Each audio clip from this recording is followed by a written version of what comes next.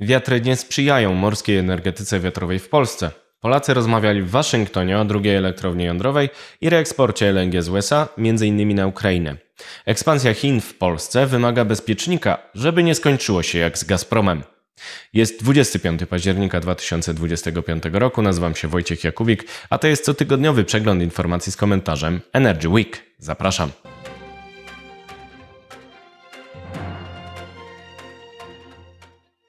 Przy tej okazji pragnę zaprezentować Państwu Energetyczny Kompas. To aplikacja polskich sieci elektroenergetycznych, dzięki której każdy może sprawdzić, kiedy najlepiej oszczędzać energię, a kiedy zaplanować jej największe zużycie zgodnie z warunkami rynkowymi. Każdego dnia w apce można znaleźć swoistą prognozę pogody w sektorze elektroenergetycznym.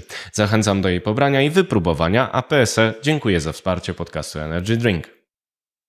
Dunkelflaute morskiej energetyki wiatrowej w Polsce.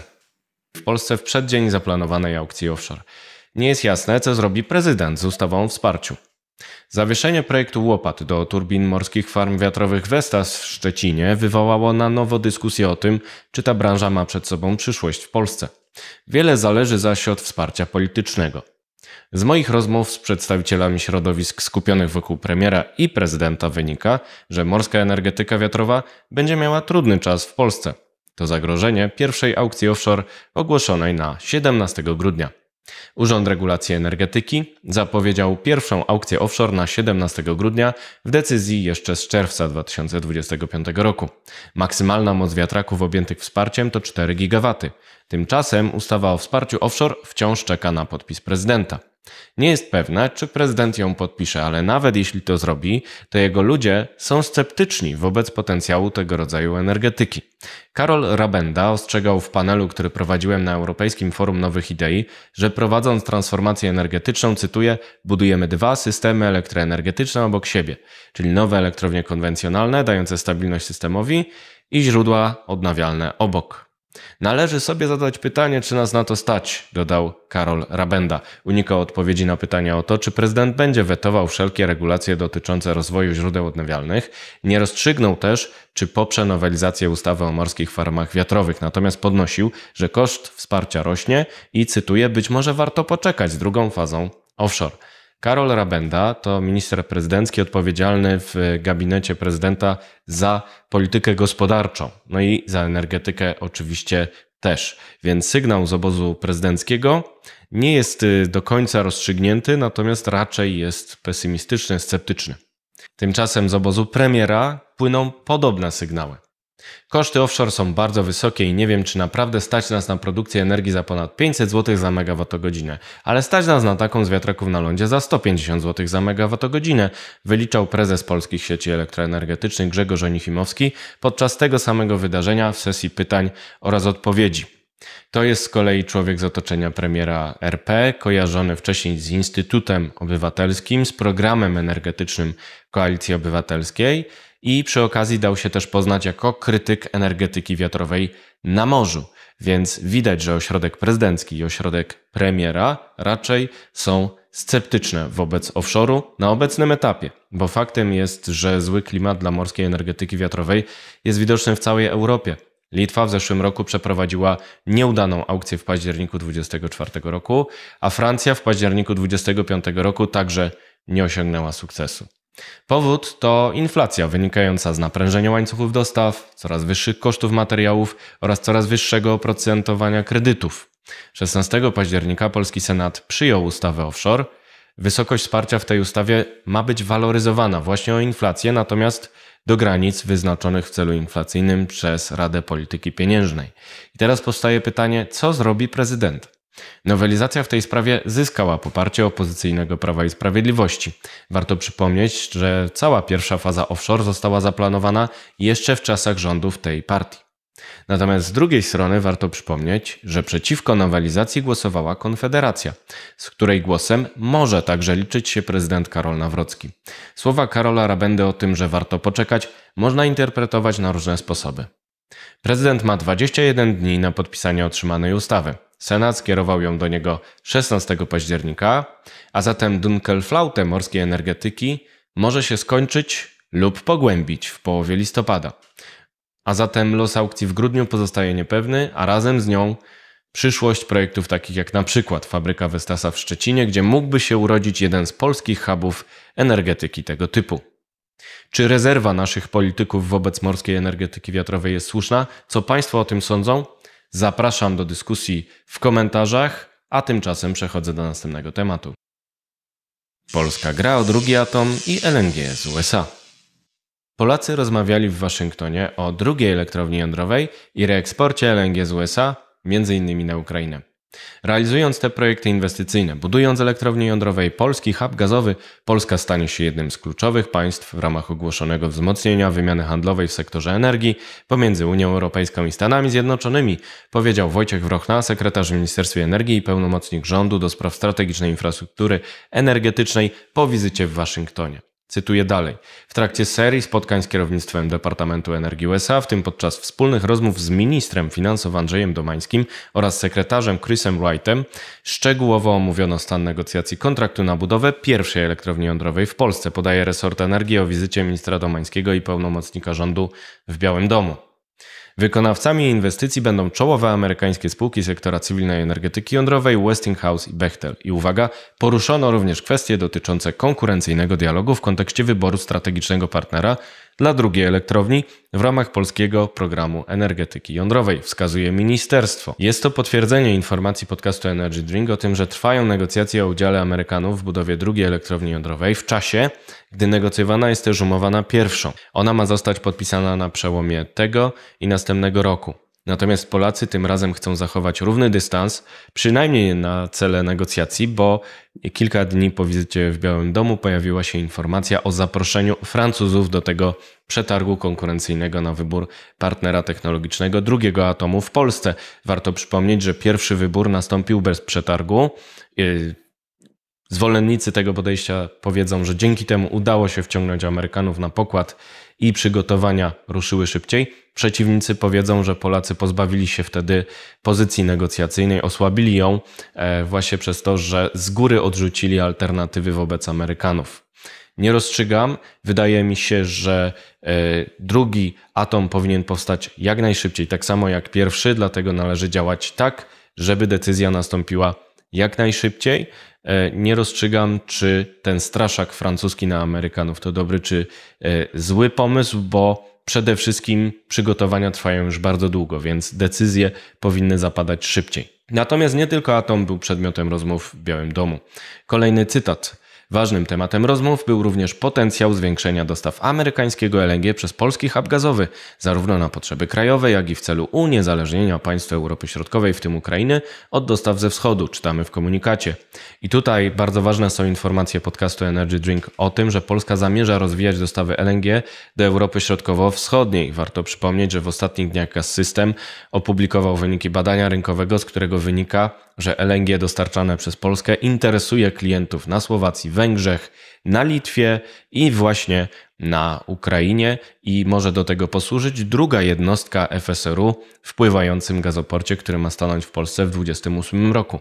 Oprócz tego Orlen cały czas negocjuje umowę długoterminową z ukraińskim Naftogazem zainteresowanym kolejnymi dostawami gazu amerykańskiego.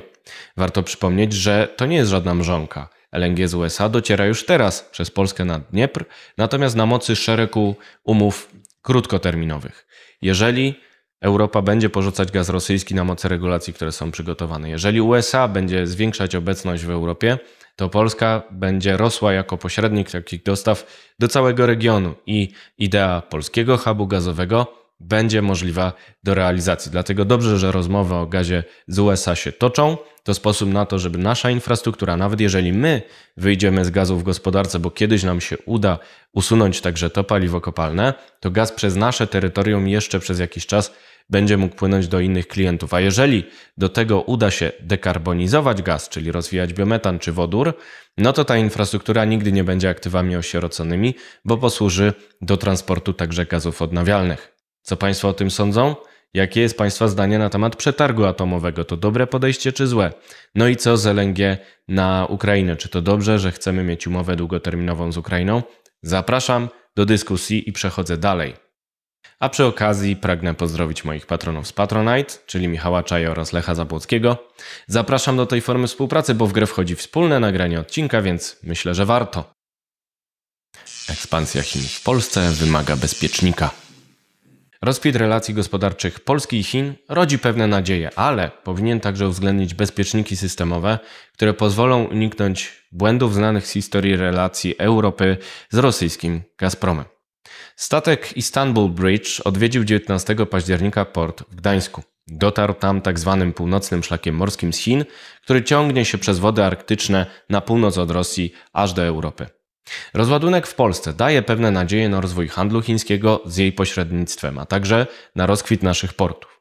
Jednakże ten przypadek wywołał znów zażartą dyskusję opinii publicznej na temat bezpieczeństwa relacji gospodarczych z Chinami. I tutaj publicyści, analitycy, eksperci przerzucali się inwektywami ze względu na to, że to jest paląca sprawa, są zwolennicy szukania jakiejś trzeciej drogi we współpracy z Chińczykami, no ale na tym szlaku jest szereg wyzwań. Pośrednictwo Rosji to tylko jeden z problemów i tutaj przytoczę komentarz Piotra Mickiewicza, profesora Uniwersytetu Gdańskiego, który jest wspaniałym ekspertem do spraw bezpieczeństwa. Cytuję: wszystko wskazuje już na to, że niedługo Chińczycy będą mieli kolejne narzędzie wywierania geopolitycznego wpływu na Europę w postaci północnej drogi morskiej, a co dla nich na tym etapie ważniejsze, kolejny instrument pozwalający na sukcesywne uzależnianie od siebie Rosji. Mówi profesor Mickiewicz, cytowany przez Dziennik Bałtycki. I to jest dopiero początek. Kolejne wyzwanie to rosnące wpływy chińskie, które każą tworzyć mechanizmy bezpieczeństwa wobec rosnącej zależności Europy od państwa środka. No i sposobem na to oczywiście mogą być różne zakazy, ale także ograniczenia, które w jakiś sposób unormują te relacje handlowe z partnerem, który jest przedmiotem obaw. Komisja Europejska zamierza wprowadzić nowe zasady przetargów publicznych tak, aby promowały produkcję europejską i w ten sposób zmniejszyć zależność od Chińczyków w łańcuchach dostaw, na przykład w sektorze energetyki odnawialnej, w której podmioty z Chin odpowiadają, uwaga, za dostawy nawet 90% niektórych komponentów oraz surowców. Znany jest także przypadek użytkowania wieczystego portu w Gdyni przez chiński Hutchinson Ports, przez który powstała prześmiewcza nazwa Gdyńkong. Ta firma zgodziła się pod presją USA na sprzedaż udziałów większościowych w portach funduszowi amerykańskiemu BlackRock. Nie oznacza to jednak, że Chińczycy nie wrócą na ten czy inny sposób do Gdyni. Żądają przykładowo udziału państwowego COSCO, który jest powiązany z chińską armią ludowo-wyzwoleńczą. No i taki podmiot w polskim porcie stanowiłby jeszcze większe wyzwanie, biorąc pod uwagę, że na przeciwnym brzegu odbierane są dostawy wojskowe NATO. Natomiast trudno polemizować z rosnącym wpływem Chin na gospodarkę globalną. Można szukać bezpieczników. Przykładem może być prezydencki projekt ustawy portowej, która bierze poprawkę na bezpieczeństwo w relacjach z Chinami. Nie chodzi o wykluczenie współpracy z podmiotami chińskimi, ale o uregulowanie ich tak, by nie zagrażały państwu. Projekt zawiera na przykład przepis o możliwości rozwiązania umowy użytkowania wieczystego w przypadku, gdy zapada decyzja o inwestycji o strategicznym znaczeniu dla rozwoju portów morskich i są do niej potrzebne aktywa znajdujące się pod dzierżawą. Jest to podstawa do wywłaszczenia i właśnie taki bezpiecznik naszych portów.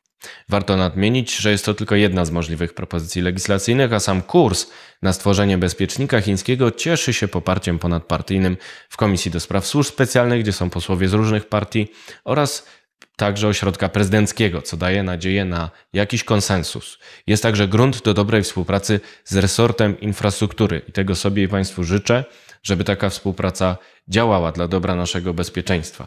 Podobne rozwiązania należy natomiast wprowadzić do sektora energetycznego w celu zabezpieczenia naszej infrastruktury krytycznej.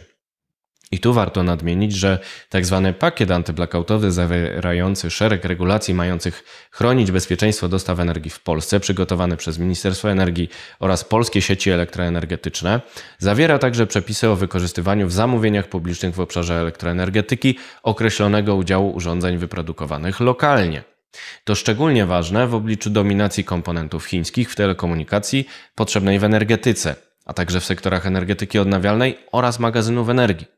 Może to oznaczać na przykład wycofanie chińskich falowników z sektora fotowoltaiki ze względu na ryzyko zdalnego dostępu, pozyskiwania danych, a nawet przejęcia kontroli nad pracą takiego urządzenia.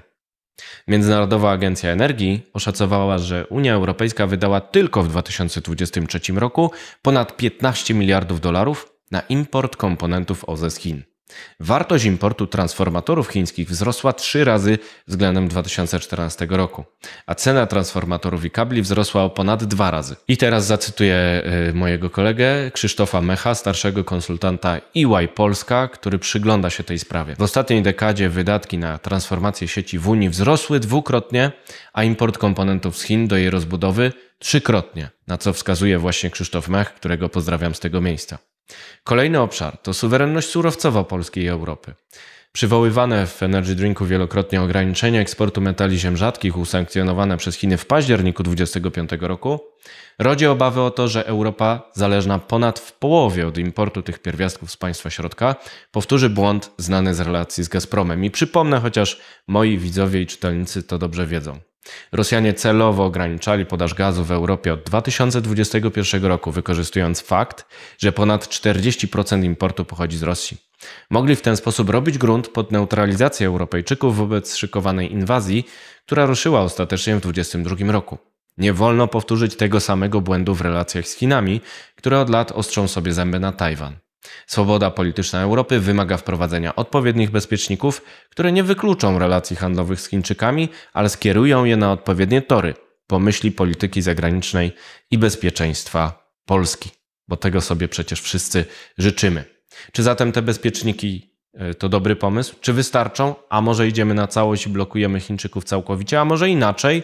Idziemy z Chińczykami pod rękę w nadziei na to, że nie oszukają nas we współpracy z Rosjanami? Zapraszam do dyskusji. To wszystko w tym tygodniu. Zbliżamy się już do 20 000 subów i mamy 1 000 000 odsłon w ostatnich 28 dniach, więc jedziemy dalej. Dziękuję Państwu bardzo. Następny Energy Week za tydzień. Energy Drinki od poniedziałku do piątku. Zapraszam serdecznie. Do zobaczenia. Do usłyszenia.